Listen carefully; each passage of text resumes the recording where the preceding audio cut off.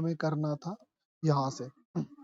His mysterious and melancholic nature, किसकी बात हो रही है? मैन इन ब्लैक, उस व्यक्ति की।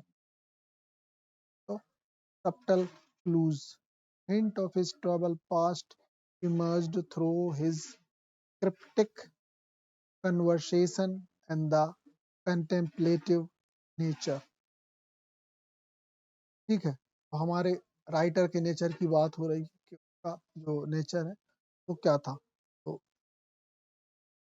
मतलब जटिल इंफॉर्मेशन को हिडन किया उसने अपने इस वर्क में, अपने वर्क्स में। फिर देख रहे हैं इनर टर्मोइल, अंदर जो भावनात्मक द्वेष चलता है, मतलब उथल पुथल चलती है, उसको बताने की कोशिश की। That means his melancholic suggest a hidden part filled with pain and loss, leaving him consumed by grief।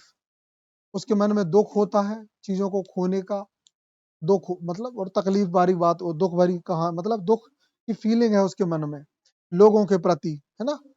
फिर साइलेंट सफरिंग, और वो व्यक्ति साइलेंट सफरिंग करता है। मतलब मैन इन ब्लैक का जो हमारा हीरो है वो साइलेंट सफरिंग, किसी को वो तड़पते हुए देखता है तो मतलब भीख मांगते हुए देखता है तो उसका रहा नहीं जाता, वो जेब से जो कुछ होता है निकाल देता है, पूरे पैसे दे देता है और वो ले लेता है गुब्बारे। कहानी याद करो, सुन लिया है ना। अरे माचिस ले लेता है और चिप्स पूरे ले लेता है वो, ठीक है नहीं, है ना। तो मन में उसको दुख बना रहता है, साइलेंट सफर करता है वो, इसलिए तो इतना इच्छा उसकी रहती है। ठीक है, तो क्या है, he carries his burden silently, never revealing of the source of his sorrow। वो इस बर्डन को साइलेंटली झेलता है और अपने दुख को व्यक्त नहीं करता।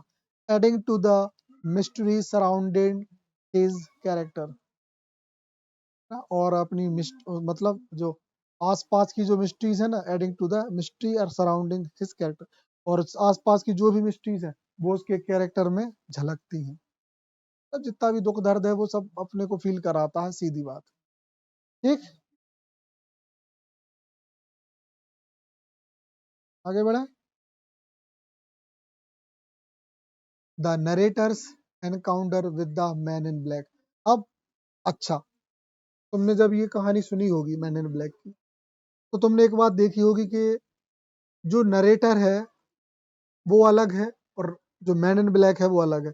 मतलब हमारा राइटर जो है ना वो नरेटर है, और मैन इन ब्लैक एक उसने कैरेक्टर गढ़ा है। अच्छा, जनरली बोला जाता है कि वो उसके पापा है, उसने अपने पापा को बताया है और खुद को उसके दोस्त की जगह पे रखा है ना, ऐसे कैरेक्टर के रूप में। मैन इन ब्लैक ऐसा व्यक्ति जो अंधेरे में रहता है लेकिन हमेशा पुण्य करने के बारे में सोचता है, अच्छाई के बारे में सोचता है। समझ गए, ये थे theme of man in black. ठीक, चलो अब हम देखें the narrator's encounter with the man in black. तो नरेटर किन चीजों को एनकाउंटर करता है? एनकाउंटर करना मतलब सामना करना।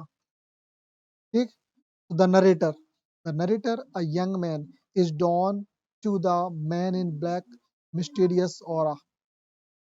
मतलब नरेटर एक यंग मैन है और वो ड्रॉ क्या करता है, एक ऑरा ड्रॉ करता है एक मैन इन ब्लैक का, जो कि मिस्टीरियस, मतलब एक मिस्टीरियस ऑरा क्रिएट करता है।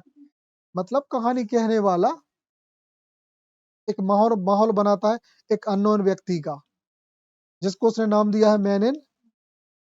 Next, chance meeting, they encounter on the country road lead to a conversation that unveil a glimpse into the man in black's troubled past।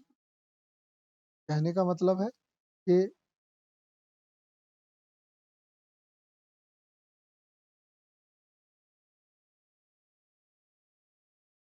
हाँ, मतलब देखो यहाँ पे डायरेक्टर एक चीज बताने की कोशिश करता है कि मैन इन ब्लैक, समझना अच्छे से, मैन इन ब्लैक एक दयालु आदमी है। समझो अच्छे से बात, क्या है, एक दयालु आदमी। अब उसको अपनी दया दिखाने का टाइम नहीं मिलता, लेकिन जब वो इस मार्केट में आता है, इस कंट्री रोड पे, इस गांव की सड़क पे आता है, तो उसको ऐसे कैरेक्टर मिलते हैं जिन पे वो दया दिखा सकता है। तो उसको दया दिखाने के लिए कौन कौन मिलता है? तीनों लोग मिलते हैं, 3 लोग मिलते हैं और वो अपनी कसर निकाल लेता है। अनवेल करना मतलब होता है पर्दा उठाना, ग्लिम्स मतलब होता है सुनहरा, है ना? और ट्रबल पास्ट मतलब संघर्षमय अतीत। ठीक, आगे बढ़े। फिर है इंट्रीग्यूड। अभी इसका इंट्रीगेट द नरेटर, चलो इंट्रीगेट मतलब साजिश करना, ठीक है। The narrator is captivated by the man in black, है ना? कैप्टिवेटेड नोट डाउन कर लो। Yes, the narrator is captivated मतलब हमारा जो नरेटर है वो मोहित हो जाता है by the man in black, किसके थ्रू? मैन इन ब्लैक के through. Enigmatic persona and seek to understand the source of his sadness, और वो ये पहचान जाता है कि आखिरकार ये व्यक्ति दुखी क्यों है, लेकिन ये अपना दुख शो नहीं कर रहा, ये गुस्सा शो कर रहा है अपने उन लोगों पे जिन पे दया दिखानी चाहिए। मतलब अपने कैरेक्टर के अकॉर्डिंग एकदम अपोजिट मैन होता है ये हमारा मैन इन ब्लैक। ठीक, अच्छा, कहानी अगर धुंधली हो गई होगी ना तो फिर मजा नहीं आएगा, और हमारे हिसाब से हो गई है, इनको तो सुनी नहीं है। सर वो उस दिन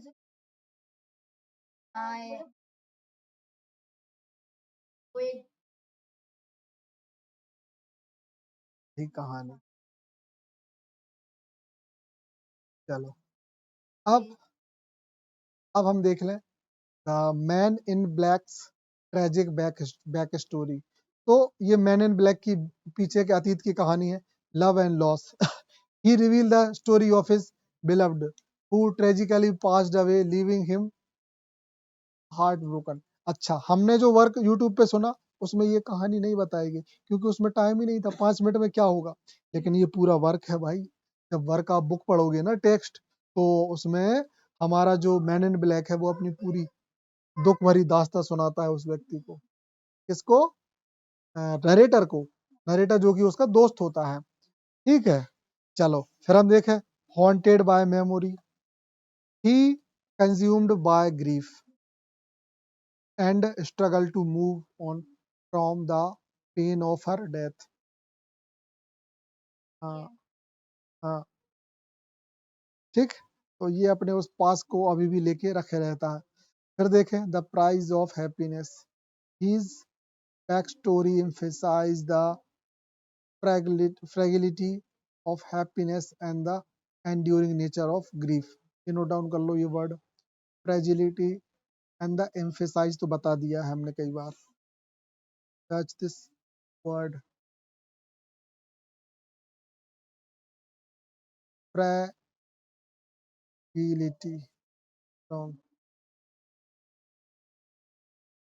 भंगुरता, क्षण भंगुरता। तो देखो ये बताने की कोशिश कर रहे हैं कि हैप्पीनेस की क्या कीमत है।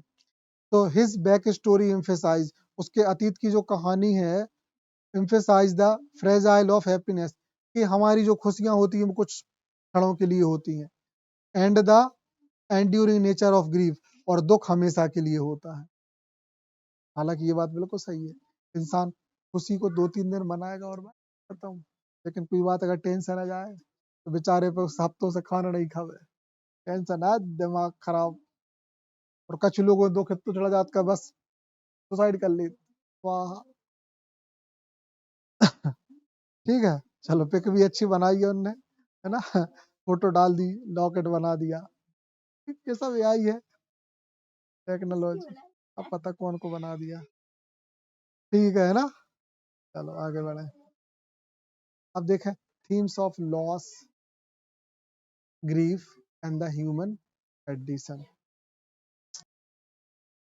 थीम्स ऑफ लॉस, कौन कौन सी थीम है? लॉस है, ग्रीफ है, एंड द ह्यूमन कंडीशन। आप समझ में आता है इस वर्क में तो ये चीजें होनी ही थी। लॉस एंड ग्रीफ को सबसे पहले देखें। The story explore the profound impact of loss and on the human psyche. Human psyche मतलब होता है मन स्थिति, एक इंसान की मन स्थिति पे उसका जो लॉस है वो बड़ा गहरा प्रभाव डालता है। And the struggle of cope with grief, और अपने दुख का सामना करना। जिसने दुख झेला हो उस बंदे को, मतलब उस बंदे को बहुत ज्यादा प्रभाव पड़ता है उसको उसकी लाइफ में। क्योंकि दुख हमें सच में बहुत सारी चीजें सिखाता है।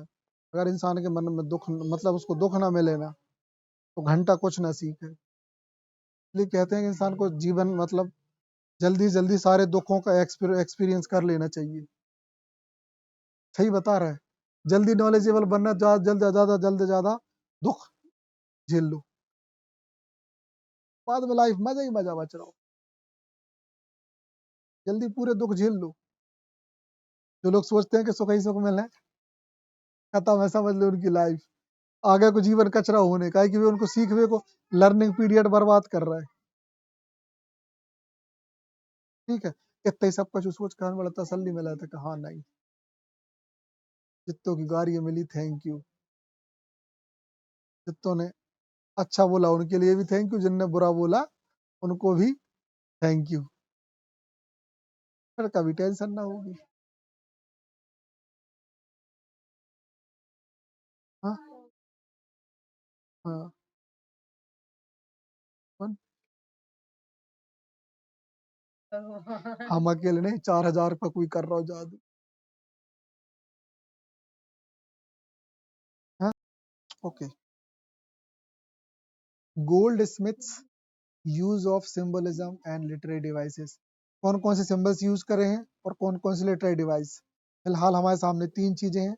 तो ब्लैक क्लोथिंग, हाँ, the man in black attire, attire मतलब होता है कोई कपड़े पहनना, रिप्रेजेंट्स मॉर्निंग, ये मॉर्निंग मतलब दुख, हाँ आप समझी।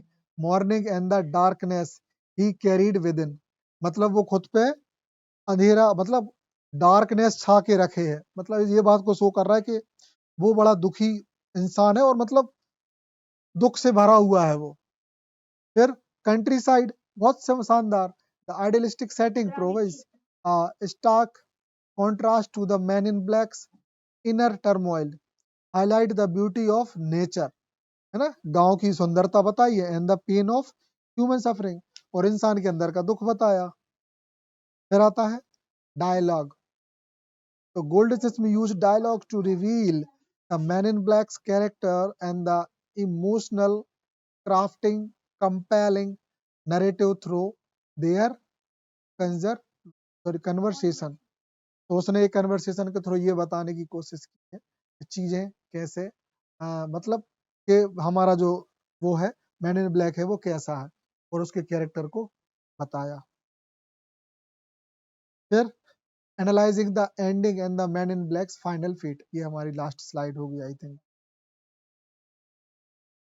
है ना। तो leaving the village, the man in blacks depart from village, retreating back into the solitude, गांव से निकल जाता है, अकेलेपन की तरफ निकल जाता है, suggesting the inability to find solace, solace मतलब होता है एकांत, and the healing, और मन को शांति देने के लिए। ठीक, solace मतलब वो होता है शांत माहौल जैसा। ठीक, फिर देख लें अनरिजॉल्व ग्रीफ, एक ऐसा दुख जो सॉल्व नहीं हो सकता। The ending implies that he continues to be haunted by his past, वो हमेशा अपने पास्ट से डरा हुआ है, unable to move, और हट नहीं सकता, on from the pain of his loss, और अब उसने जो खोया है उसके दुख से वो कभी पीछा नहीं छुड़ा पा रहा। ठीक, फिर आता है the man in black, his final fate is left ambiguous, उसका आखिरी का जो भाग्य है वो अभी भी अस्पष्ट है, reminder of enduring power of grief, वो याद करता है एंड्यूरिंग पावर ऑफ ग्रीफ, अपने दुख की ताकत को, एंड द ह्यूमन कंडीशन को, मतलब अपने दुख की कंडीशन, दुख की ताकत और ह्यूमन कंडीशन को वो क्या करता है, याद करता है कि उसने कितना दुख झेला है और उसकी क्या स्थिति रह चुकी है। तब जाके उसको दूसरों पे दया आता है, मतलब वो खुद भी सहा है बहुत कुछ। ठीक है, इसलिए वो इतना दयालु है, नहीं तो बिना दुख झेले कोई भी इंसान दयालु नहीं हो सकता, जिसने खुद ना झेला हो। सही बता रहे हैं, है ना, मतलब जिसको एहसास बस ना हो, एहसास नहीं है कि एहसास नहीं होता, लोगों को एहसास होता है, फील किया हो उसने तो। ये छोटी सी कहानी है, मैन इन ब्लैक की छोटे छोटे पॉइंट्स हमने एंड कर लिए, तो बढ़िया से कर लेना। ठीक है, स्लाइड को समाप्त करें।